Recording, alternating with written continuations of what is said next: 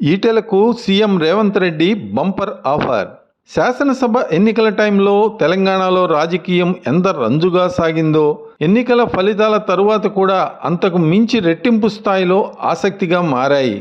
గెలిచిన ఆనందంలో కాంగ్రెస్ శ్రేణులు ప్రభుత్వాన్ని ఏర్పాటు చేసి ఇచ్చిన హామీలను ఒక్కొక్కటిగా నెరవేరుస్తూ ముందుకెళ్తుంటే, తెలంగాణ భాజపాలో మాత్రం అంతర్గత కుమ్ములాటలు తారాస్థాయికి పెరిగినట్లు కనిపిస్తోంది.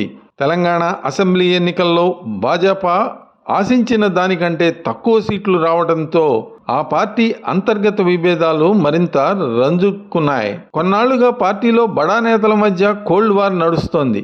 అయితే అసెంబ్లీ ఎన్నికల్లో ఘోర పరాజయం తర్వాత భాజపాలో ఈ విభేదాలు మరింత ముదిరాయి. ప్రస్తుతం బండి సంజయ్ వర్సెస్ ఈటెల రాజేందర్గా పరిస్థితి మారింది. ఇరువురి వర్గాలు సోషల్ మీడియాలో దుమ్మెత్తి పోసుకుంటున్నాయి. మరోవైపు బండి సంజయ్ టార్గెట్గా బండికి వ్యతిరేకంగా రఘునందన్ రావు సైతం పరోక్ష విమర్శలు గుప్పిస్తున్నారు.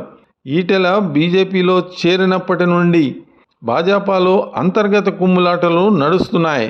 అయితే ఈటెల వల్లే బండి సంజయ్ను బీజేపీ రాష్ట్ర అధ్యక్ష పదవి నుంచి తొలగించారని బండి వర్గం ఆరోపిస్తోంది.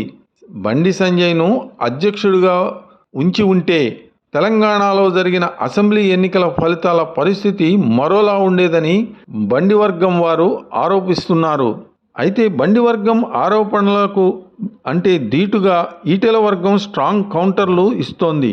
బండి సంజయ్ను పదవి నుంచి తొలగించటం అనేది అధిష్టానం తీసుకున్న నిర్ణయమని చెప్తోంది ఈటెల వర్గం. టిక్కెట్లు ఇప్పించుకున్న నేతలు గెలిపించుకోలేదంటూ బండి వర్గంపై సెటైర్లు వేస్తున్నారు ఈటెల రాజేందర్ వర్గం. తెలంగాణ అసెంబ్లీ ఎన్నికల్లో అధికారం తమదే అంటూ ఇన్నేళ్లు దూకుడు ప్రదర్శించిన బీజేపీ ఒక్కసారిగా ఎన్నికల వేళ తెలంగాణ అసెంబ్లీ ఎన్నికల్లో అధికారం తమదే అంటూ ఇన్నేళ్లు దూకుడు ప్రదర్శించిన భాజపా సరిగ్గా ఎన్నికల సమయానికి సైలెంట్ అయ్యింది. దాంతో అసెంబ్లీ ఎన్నికల్లో ఘోర పరాభవం ఎదుర్కొంది. కనీసం 20 సీట్లు వస్తాయని అంచనాలు వేసినా డబుల్ డిజిట్ కూడా దాటలేదు.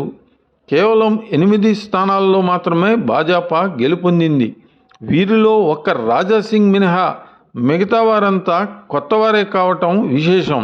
బీజేపీ అగ్రనేతలైన ఈటెల రాజేందర్, బండి సంజయ్, రఘునందనరావు, ధర్మపురి అరవింద్ వంటి వారందరూ ఈ ఎన్నికల్లో గెలుపొందలేదు. ఇక అధ్యక్షుడు కిషన్ రెడ్డి పోటీయే చేయలేదు. దీంతో బీజేపీ పోరులో ఈటెల ఇమడగలుగుతారా, లేదంటే తన రాజకీయ భవిష్యత్తు కోసం అస్తంగూటికి కానీ తిరిగి గులాబీ గూటికి కానీ వెళ్తారా అన్న ప్రశ్నలు పుట్టుకొస్తున్నాయి. ఒకవేళ ఈటెల అస్తంగూటికి చేరితే సీఎం రేవంత్ రెడ్డి ఈటెలకు ఏ ఆఫర్ ఇవ్వొచ్చన్న క్వశ్చన్ మార్క్ ఇప్పుడు ఏర్పడింది. ఇది రాజకీయ వర్గాల్లో సంచలనంగా చర్చోపచర్చలుగా సాగుతోంది. మరిన్ని అప్డేట్స్ కోసం మా కాయ్ టీవీని సబ్స్క్రైబ్ చేసుకోండి. మా వీడియో కనుక మీకు నచ్చినట్లయితే లైక్ చేయండి, షేర్ చేయండి. మీ విలువైన అభిప్రాయాలను కామెంట్ బాక్స్లో తెలియజేయండి.